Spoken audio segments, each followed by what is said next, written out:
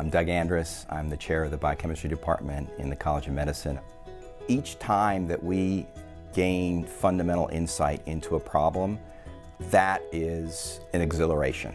Sometimes those things happen in 6 months of work or a year of work, or I think this is a great example. It's taken 15 years between when we made an initial discovery and when it was actually found that our initial hypothesis was correct and that the ideas that we'd had 15 years ago actually came to fruition. So we study a family of proteins called small G proteins, and you can think of them as on-off switches. And so they control everything from how cells differentiate to how they grow.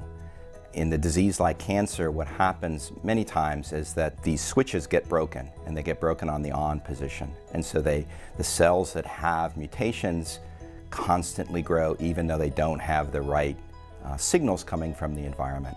And actually the first project I worked on as a new assistant professor was to define and first identify this RIT1 protein. And with my graduate students, we were able to show that RIT1 had the ability to control cell growth, and we showed that when the switch was broken, it actually could cause cancer-like growth properties. And so I was very excited and set out to try to get funding for the work, and it failed. And the reason it failed was because the reviewers of that grant came back with a very rational question. They said, we know that cancer is a genetic disease, and we really like the data you've developed, but you have to show us that mutations actually occur in human cancer within this gene. And at the time, that was an incredibly difficult thing to do. We didn't give up, and it just so happened that a little over a year ago, I got a call out of the blue from a group that's at the Broad Institute at MIT and Harvard. And Dr. Meyerson there has a very large program in which he's doing genome sequencing of a variety of different cancers. And so he informed me that one of his postdocs, and he had found mutations within RIT1 in a project that they'd been doing for many years looking at lung adenocarcinoma. And so we then collaborated to really repeat many of the studies that I had done with my students back in the late 90s.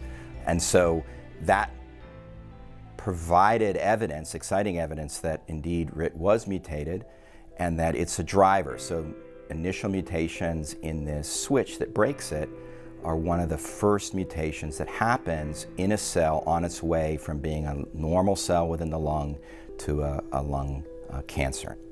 The data that we have suggests that RIT1 mutations are most closely associated with cigarette smoking.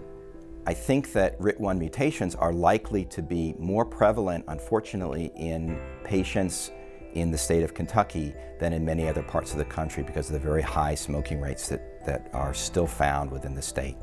So my hope is first that by identifying these mutations with my collaborators at the Broad Institute, that we'll be able to develop diagnostic tests so that patients that come in with lung adenocarcinoma may be diagnosed as having a RIT1 dependent subtype. And with that understanding, perhaps clinicians can develop better treatment strategies for those people in the near term.